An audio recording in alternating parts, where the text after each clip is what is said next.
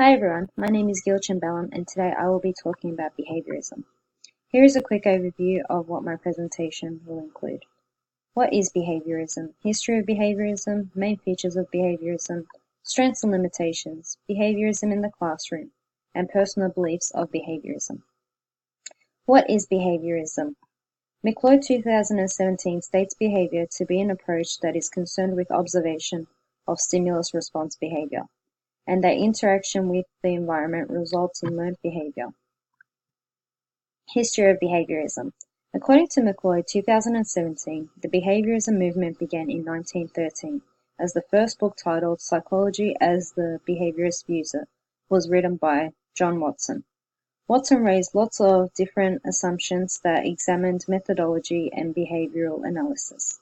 The main theorists to have a major influence on behaviorism are Pavlov, Watson and Rayner, Thorndike, and Skinner. Here are some of the theorists and their experiments. Pavlov, 1897, studied the digestion in dogs using classical conditioning theory.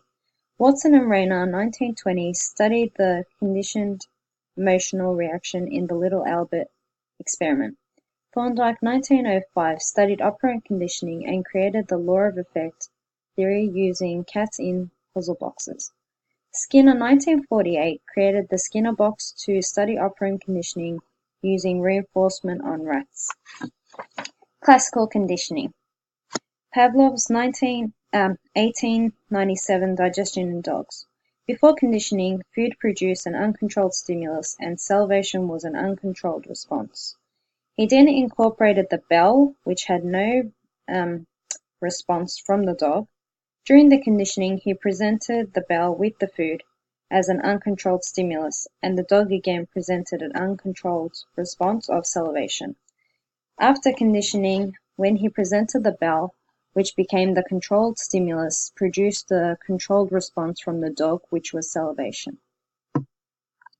Operant conditioning. Skinner box.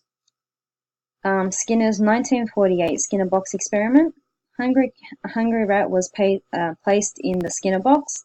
As the rat was exploring the box, it accidentally knocked a lever, and food was released into the box. The rat then continued pressing the lever each time when it was hungry.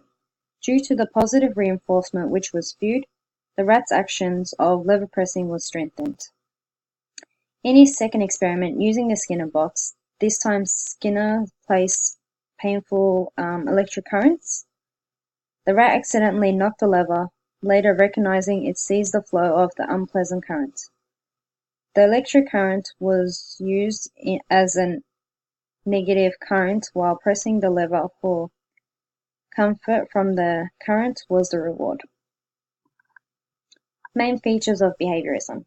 Davey 2007 states that the main assumptions in behaviorism are believed to be that all behaviors are due to the response of a certain stimuli. The environment is a main contributor of learning behavior, and lastly, that positive and negative reinforcement determines behavior. Classical conditioning. The process of learning that occurs through the correspondence of an environmental stimulus and a natural produced stimulus. Conditioning. Learning produced by the association of stimulus and response. Operant conditioning. Uses the method of rewards and punishment to achieve desired response. Punishment. Weakens or eliminates a response from reoccurring. Reinforcement. Increases the likelihood of a response to be repeated. Positive reinforcement.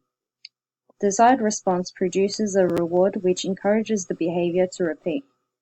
Negative reinforcement. Behavior strengthens by stopping, removing, or avoiding a negative outcome. Behaviorism in the classroom. Operant conditioning. Operant reinforcement. Student X is sitting nice and quietly. You can go and get your lunch and start eating. Negative reinforcement. Student X isn't paying attention. We will wait until he does. Positive punishment. Keeping students in to finish their work before going out to recess if they have been marking around during class time. Negative punishment. Taking away students' iPad if they are not doing the required work instead of using it to play games. Classical conditioning. Before conditioning, listening is an uncontrolled stimulus where the students listen and pay attention, which is an uncontrolled response. Teacher places hands on heads becomes an uncontrolled stimulus, and it equals no response from the students, which is an uncontrolled response. During conditioning, if the teacher is to say listening and then puts her hands on her head, it is still an uncontrolled stimulus, which the students will listen and put their hands on their heads. After conditioning, students will realize that hands on heads is a controlled stimulus, which makes them want to put their hands on their heads and listen to the teacher, which is a controlled response. Personal beliefs of behaviorism. Classical conditioning and operant conditioning are both useful in classroom. When dealing with students, I believe that teaching them what you expect from them is crucial. For example, teaching the student to listen and pay attention through classical conditioning. Students need to know what is expected of them and what unacceptable behavior is. This can be achieved through using operant conditioning by encouraging good behavior and punishing bad behavior. Here are some of the strengths and limitations of behaviorism. I'll only go through a few. So strengths, behaviorism is known widely. Behavior is more likely to repeat if behavior is rewarded, and behavior is less likely to occur if behavior is punished. Some of the limitations are: operant conditioning does not always work, as some students carry out behaviors to achieve attention and do not care about the punishment. Behavior is only known to be good or bad. Conclusion.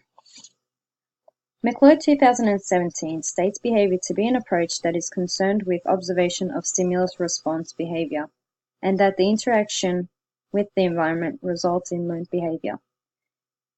Behavior theories focus on how behavior changes. These behaviors can be learned through stimulus and response. Classical conditioning creates a desired behavior as the stimulus is presented a couple of times in a pattern to produce a controlled response. Operant conditioning is used to encourage a desired behavior through the use of reinforcement. Using classical conditioning in the classroom can allow students to produce the controlled response you want. For example, when your uncontrolled stimulus of telling students to quieten down is later combined with hand claps, and hands on heads becomes a controlled response after a few repeats, so students understand that clapping hands and placing them on your head means quieten down. Using operant conditioning in the classroom allows us to create desired response from the students. For example, rewarding good behavior such as finishing homework, which is rewarding the student with a sticker next to their name on the homework chart.